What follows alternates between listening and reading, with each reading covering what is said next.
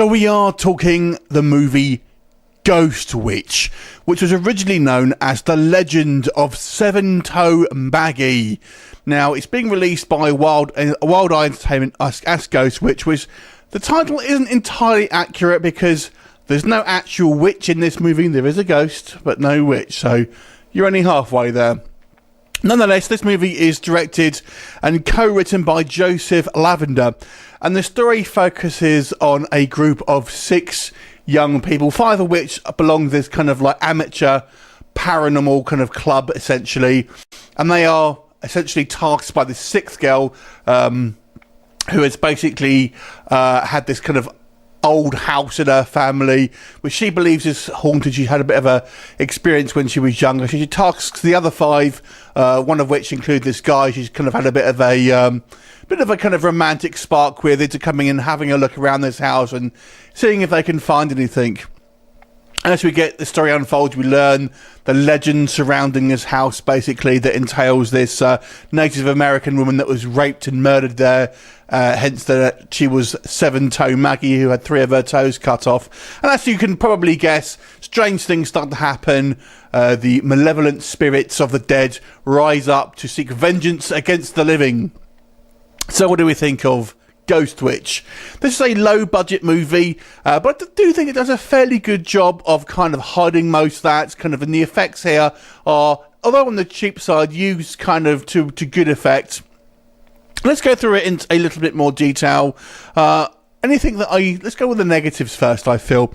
So, the main issue I have with this movie, we'll start off with the biggest one for me, is some of the writing here. The writing here is quite amateurish, if I'm completely honest. So, for example, we have a scene where 5 of the 6 people go out for breakfast, leaving 1 in the house.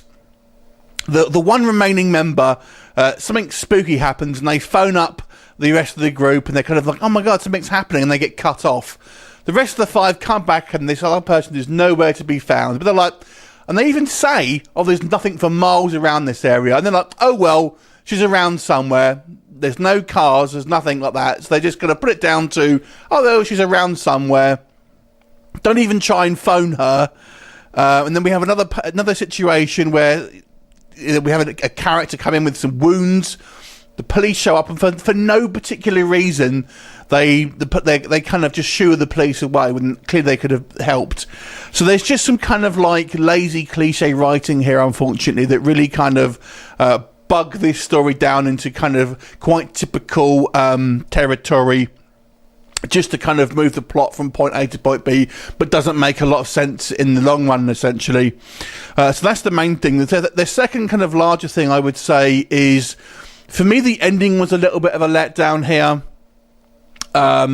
It comes with a kind of a violent climax you can probably expect of most films like this, but there's a kind of change in character from some of the cast here, or some of the characters, a bit of a change in personality that I don't feel is warranted, and considering the events that have just happened. So that kind of came out a little bit of left field for me, and we have a flashback scene that, if you think about ages and timing, doesn't really make sense. So it all just kind of adds up to a fairly sloppy script, unfortunately, and just kind of like hashed together and hope people don't notice. That's what it basically boils down to me. Other than that, any kind of minor issues we've got here, some of the characters are somewhat on the annoying side. For example, we have one character who is part of this paranormal investigation team, but she literally, the only words that seem to come out of her mouth is, oh, there's got to be a rational explanation for literally everything that kind of happens. And think, aren't you on this paranormal research team? So surely you should go into this expecting to find something, but everything that happens, oh, there's got to be a rational explanation. Again, it's just that kind of that typical caricature, basically, of the skeptic. There's obviously, like I say, like a low-budget film. The effects are minimal, but I feel they've done to fairly good effect for a low-budget film. And there are some quite effective moments using both practical visual tricks and kind of a little bit of kind of video effects here. For a low budget, I'd have to say that was done relatively well. I like the casting of the kind of the paranormal crew, because they're meant to be these kind of like this geeky lot. They're not meant to be your kind of your you know, your alpha males, basically. And they really do cast people who look particularly geeky.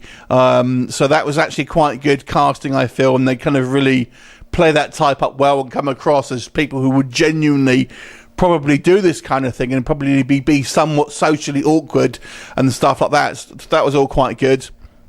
The pacing of this movie is quite good, I would say. It doesn't kind of leave you hanging with too many lulls in the story, so that was all quite good.